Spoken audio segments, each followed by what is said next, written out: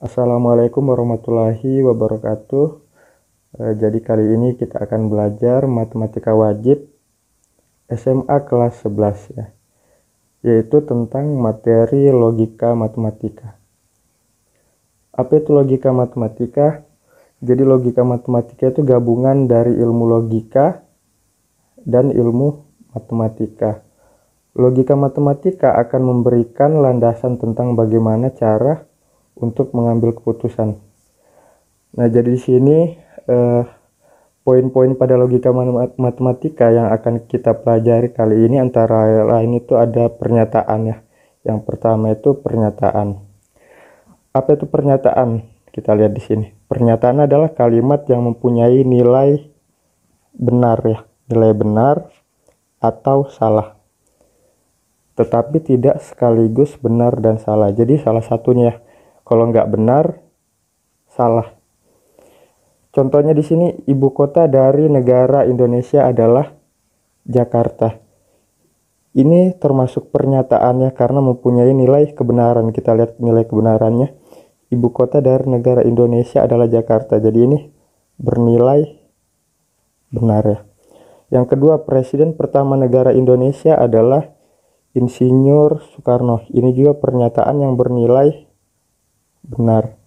Yang ketiga, mata uang negara India adalah rupiah.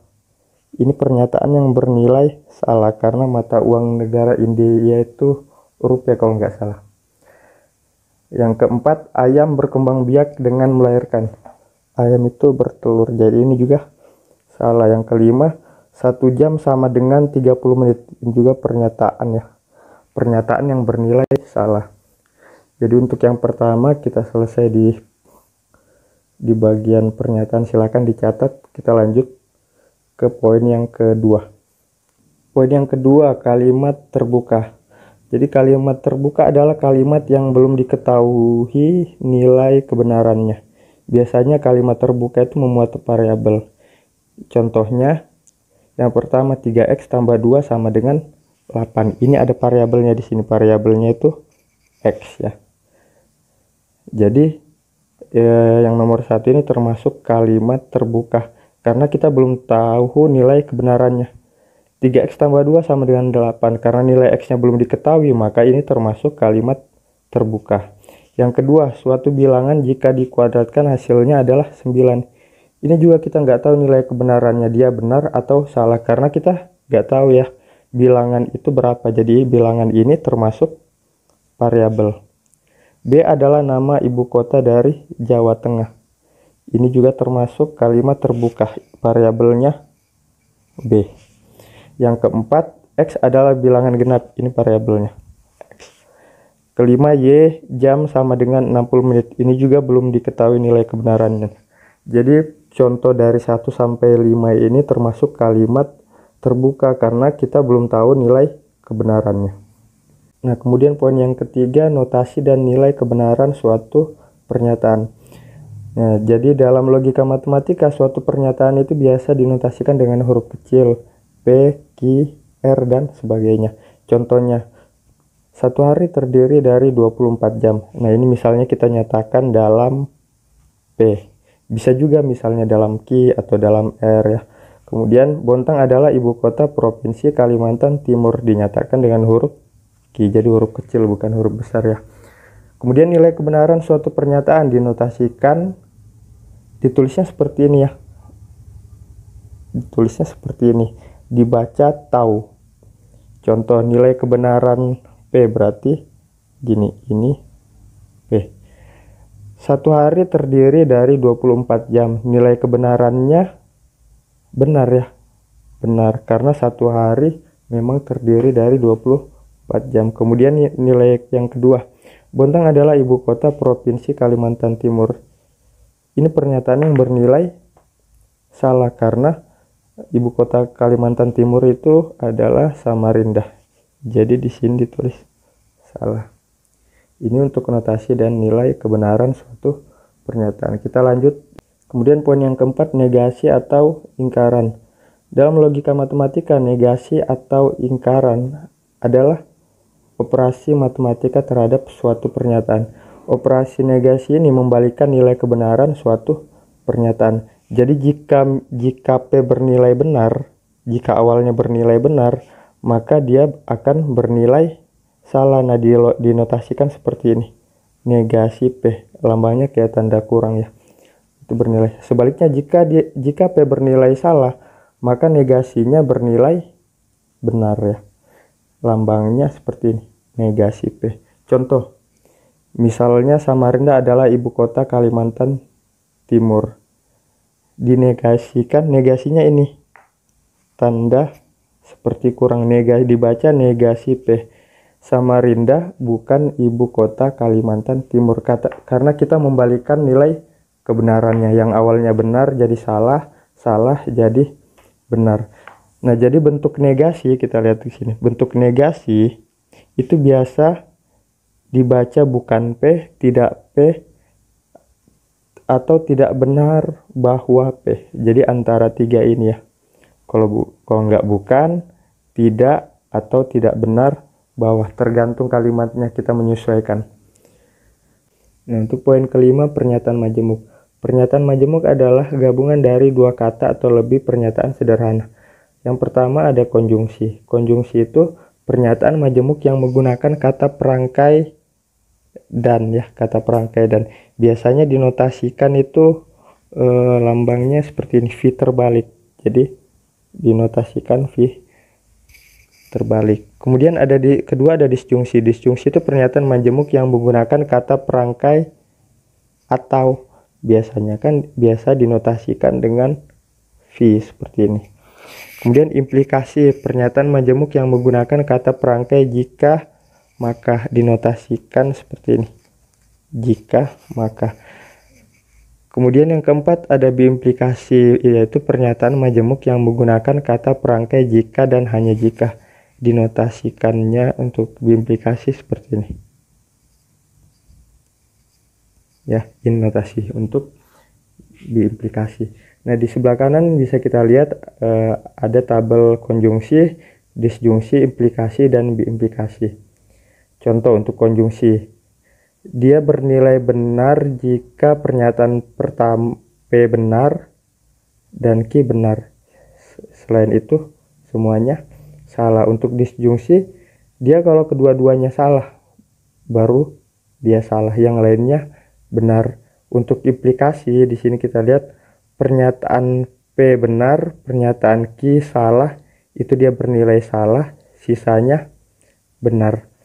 Kemudian untuk biimplikasi, jika nilainya sama, kalau dia sama-sama benar atau sama-sama salah, itu baru dia bernilai benar. Tapi kalau ada salah satu yang bernilai benar atau bernilai salah, kesimpulannya dia salah. Nah, kalian bisa catat, nanti akan dijelaskan lebih lanjut untuk konjungsi, disjungsi, implikasi, dan biimplikasi ya.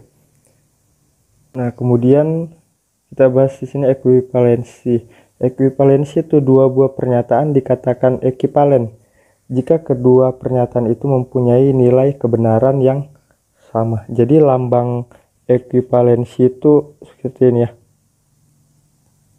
Nah, 3 seperti ini. Dinotasikan seperti ini.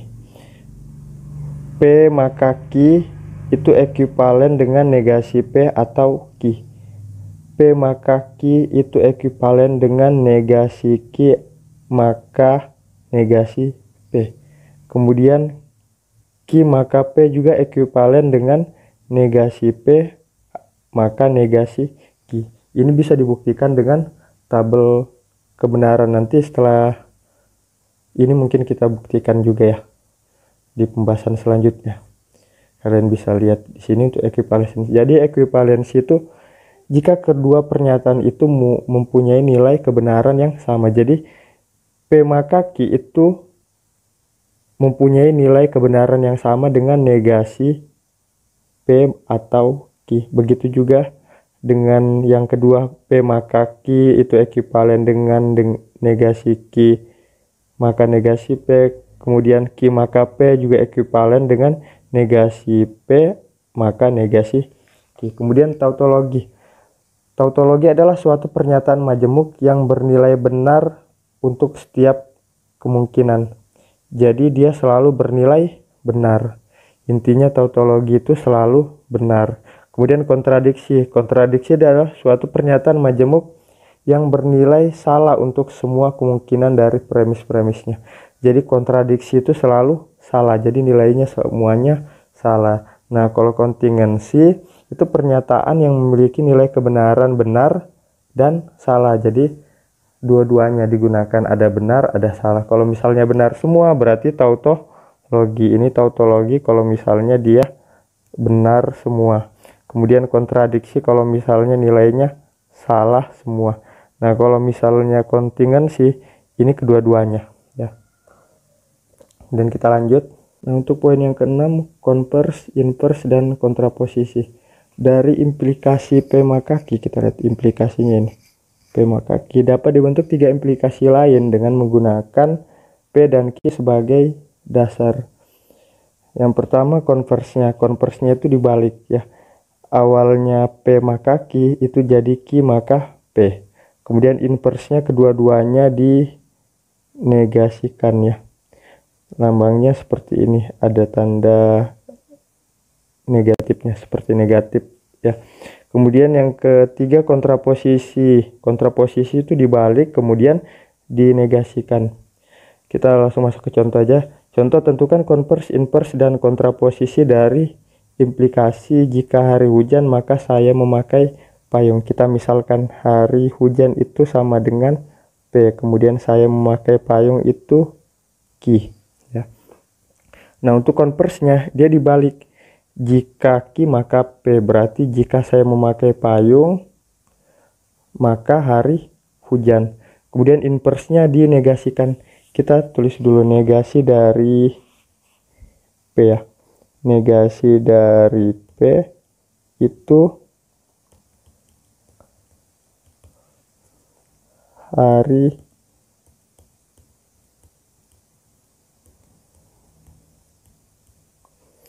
tidak hujan. Negasi dari Q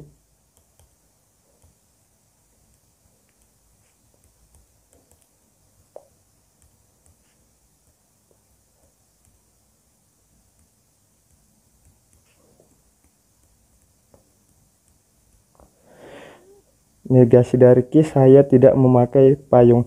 Jadi penambahan kata tidak, bisa juga bukan atau tidak benar, bahwa tergantung kalimatnya. Nah, untuk yang ini kebetulan lebih cocok menggunakan kata tidak ya. Kita lihat tadi invers itu cuma dinegasikan. Berarti jika negasi P maka negasi Q. Jika hari tidak hujan maka saya tidak memakai payung. Nah, kemudian kontraposisinya dibalik kemudian dinegasikan. Jika saya tidak memakai payung maka hari tidak hujan, seperti ini. Ini untuk contoh konvers, invers, dan kontraposisi. Nah, kemudian poin ketujuh, pernyataan berkuantor. Kuantor adalah suatu ungkapan untuk mengatakan berapa banyak. Yang pertama ada kuantor universal.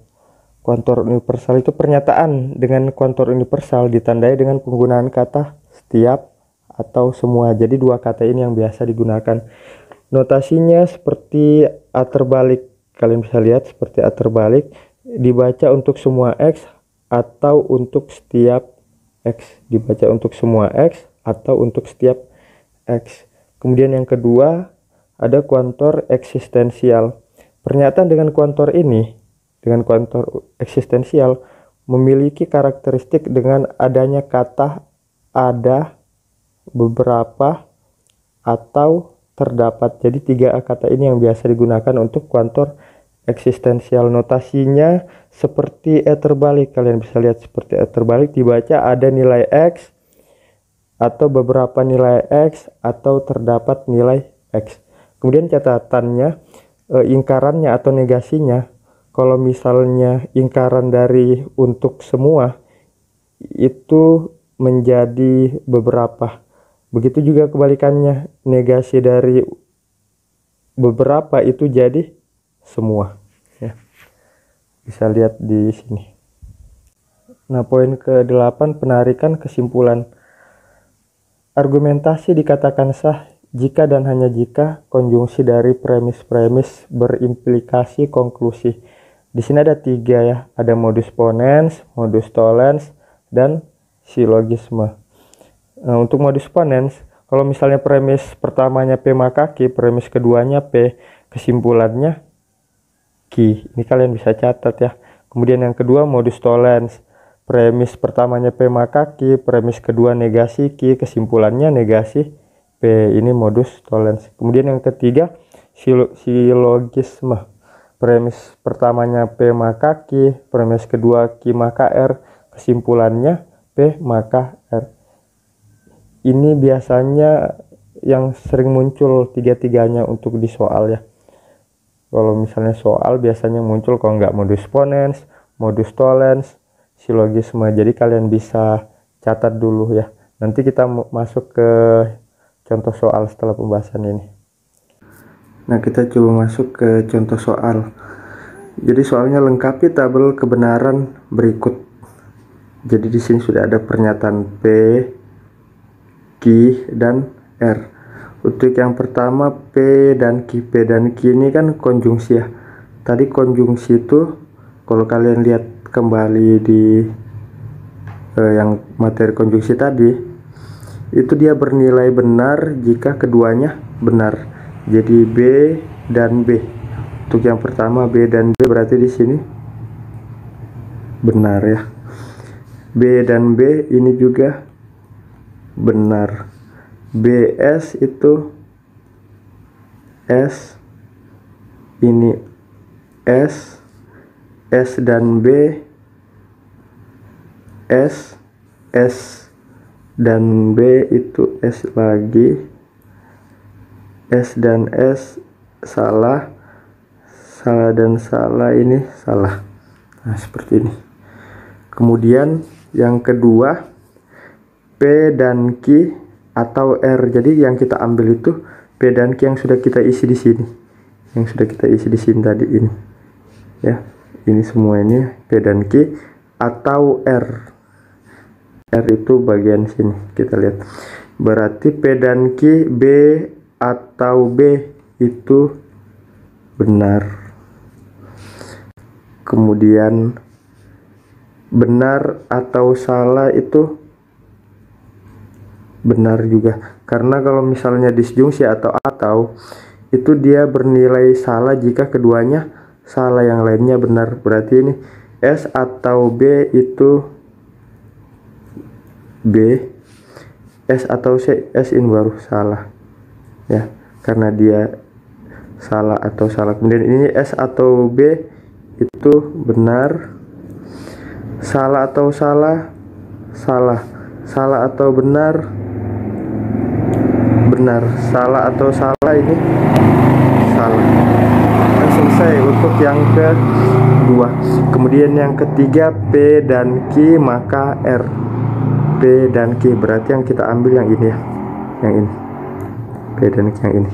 P dan Q maka R. Benar maka benar. Tadi kalau misalnya implikasi itu, kalau kalian lihat tabelnya, dia bernilai salah jika pernyataan pertama benar, pernyataan kedua salah. Jadi yang lainnya benar. B maka B itu ini benar. B maka S ini salah. S maka B benar. Ini juga benar. Ini juga benar ya.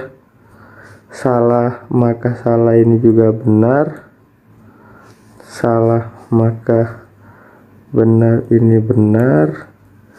Salah maka salah, ini benar. Jadi dia cuman salah di sini, karena di sini benar maka salah ya, makanya dia dapat salah. Kemudian yang terakhir jika dan hanya jika.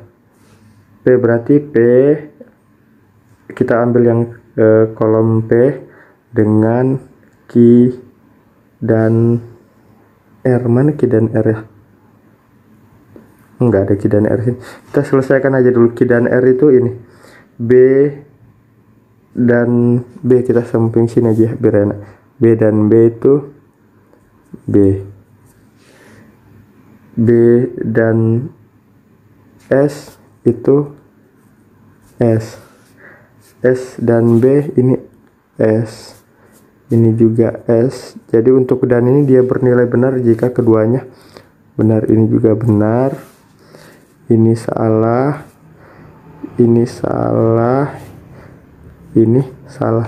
Kemudian untuk yang P kita salin ulang aja di sini. P itu benar,